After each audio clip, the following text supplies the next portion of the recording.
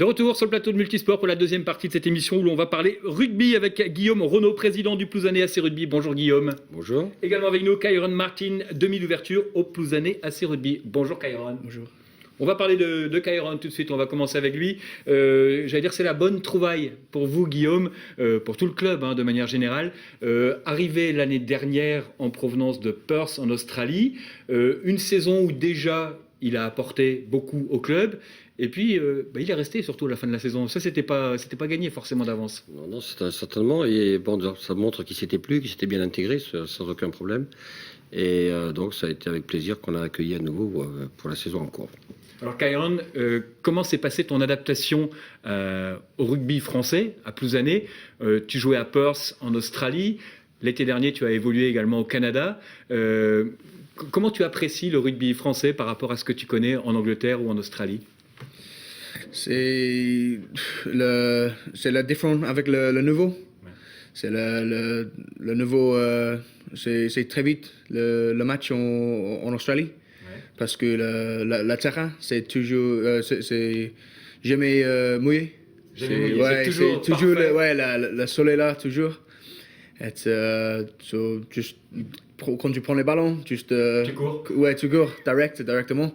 Mais en français, c'est plus technical. Ouais. C'est ça, voilà. En Angleterre, c'est le même avec France. Ouais, c'est pareil que la France. Ouais, voilà.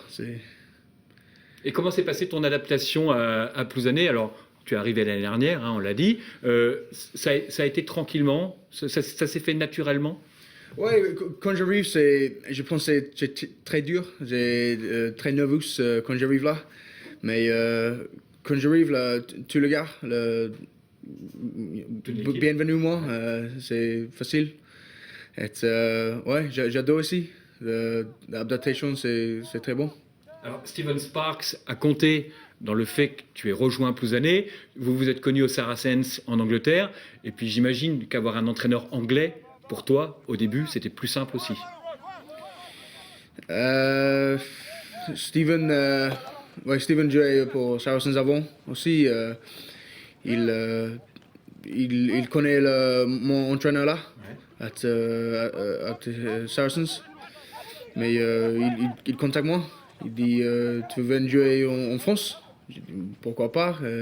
J'ai sorti Australie. Ven plus né. Naturellement. Ouais. Toi, tu t'es occupé de l'intendance, trouver une voiture, un travail, une maison, un appartement. Enfin, ouais, c'est pas simple non plus pour vous, l'administratif, d'après, de gérer l'arrivée en France d'un joueur étranger. Bien sûr qu'il y a le côté un petit peu administratif, là, comme il se dit, mais la première priorité, c'est l'intégration du joueur finalement dans le groupe. Ouais. Je ne vais pas répéter ce qui a été dit, certainement que la présence de Steven a été fondamentale. Et puis l'état d'esprit de Kyron également, qui s'est mis à disposition du groupe, malgré il est jeune, il n'a que 21 ans, il a déjà une grosse expérience, des qualités de joueur, des qualités morales, qui je crois sont en phase avec ce qu'on recherche au club. Un petit mot sur ce début de saison, le maintien comme objectif affiché, j'allais dire on est en avance sur les temps de passage que vous imaginiez au club? Disons qu'on est dans les clous, ouais. Mais bon, est-ce que c'est un petit peu, on est au milieu du tableau, donc c'est un peu à moitié vide, à moitié plein. Oui, c'est pas trop par rapport où on regarde en haut ou en bas. Exactement, donc on joue cette 5e place qui, parce que la 4e, synonyme de play-off, est aujourd'hui pratiquement inatteignable. Malgré tout, pour montrer une progression d'une saison sur l'autre, il faut évoluer dans un meilleur classement, terminer dans un meilleur classement, et là le challenge est là de finir 5e. Pour ensuite pouvoir se déterminer de manière ferme pour la suite des événements et au moins d'avoir un référentiel on va dire au niveau du classement, d'autant plus que le niveau s'élève chaque année. Si nous on monte en plus, un petit peu plus dans les classements, ça veut dire qu'on est dans le coup, quoi. Allez, on va voir ce qui s'est passé justement samedi entre Plouzané et Saint-Sébastien. Un résumé de la rencontre préparée par Ludovic Jean. Quasiment assuré de son maintien dans la division et pas complètement écarté de la course au top 4. Plouzané se devait de bien négocier cette rencontre histoire de confirmer son bon comportement depuis le lancement de la saison. Face à une équipe de Saint-Sébastien qui n'avait pas pesé bien lourd lors du match aller, défaite 25-0, les joueurs de Steven Sparks vont livrer une entame de match sérieuse, concrétisée par un essai de Perron dès la 6e minute. Revenu au score dans la foulée sur un essai de Vrignon, les visiteurs vont parvenir à semer le doute chez les Canards lorsqu'à la 25e minute, Drouin récupère le ballon en milieu de terrain, passe en revue toute la défense ligérienne, résiste au plaquage et s'en va inscrire le 2e essai pour Plouzané. Mais Saint-Sébastien ne baisse pas les bras et sur un groupé pénétrant long de 20 mètres, les joueurs de Grégoire Pintio réduisent à nouveau le score. Le président Guillaume Renaud est inquiet, mais ses protégés vont de nouveau réussir à faire le break juste avant la pause, avec Muller qui conclut tout en puissance une longue phase de jeu. 21-13 plus 8 pour le PAC à la mi-temps. On a fait plus, à mon sens, que résister. Voilà, on a proposé du jeu, on était en place. Voilà, on a rivalisé pendant, je pense, 40 bonnes minutes avec Plouzané. Et après, on a, c'est vrai, un passage à vide où on prend 2 essais qui nous font mal, quoi.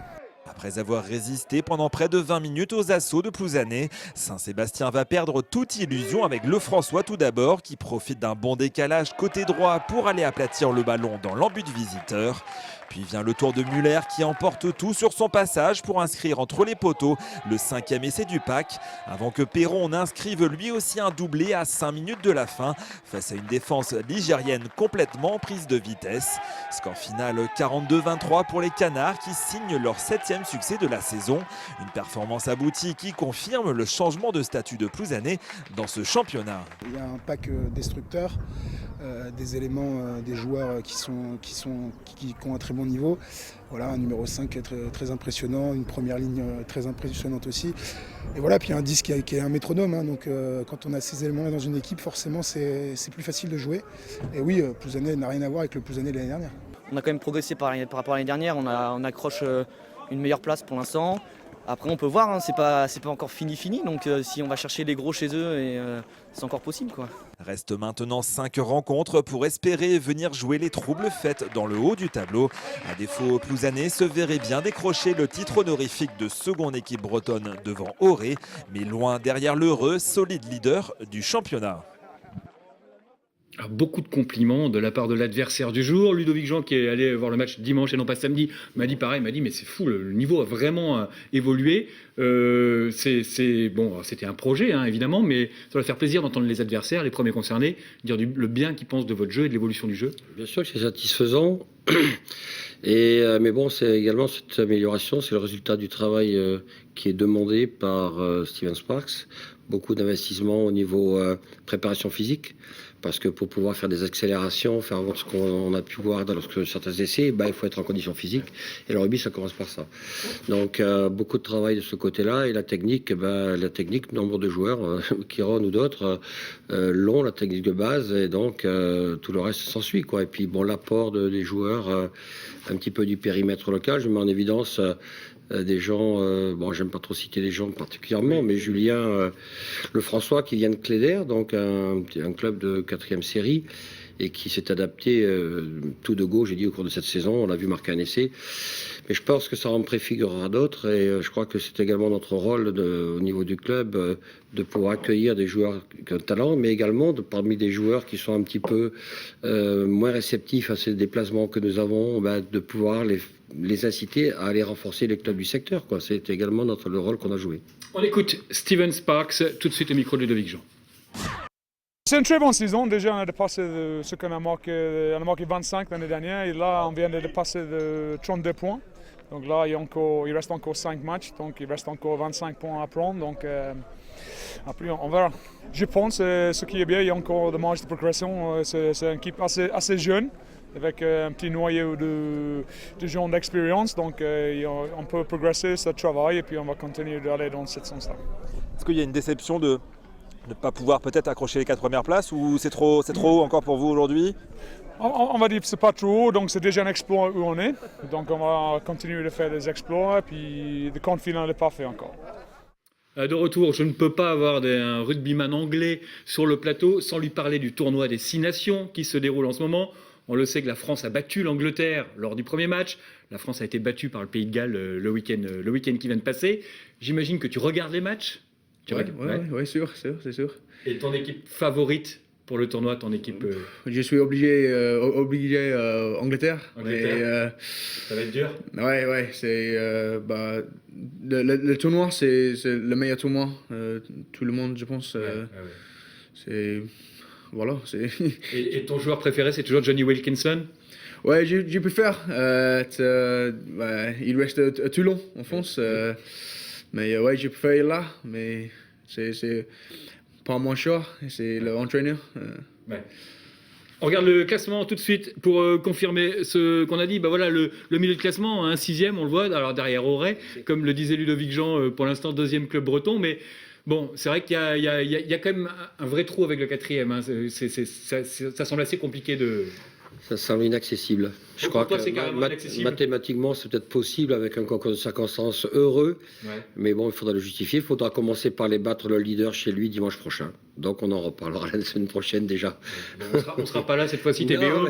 On sait qu'on vous porte chance, mais bon, on croisera les doigts également. On va dire un petit mot de basket avec des images de la Nationale 2 féminine, des images de Guy Abalin. Un match très important pour le maintien pour l'équipe de l'Étoile Saint-Laurent féminine face à la Roche Vendée B. Le SL est complètement passé au travers avec une défaite 48-80. Les filles se retrouvent 10e du classement avec le même nombre de points que les 11e et 12e.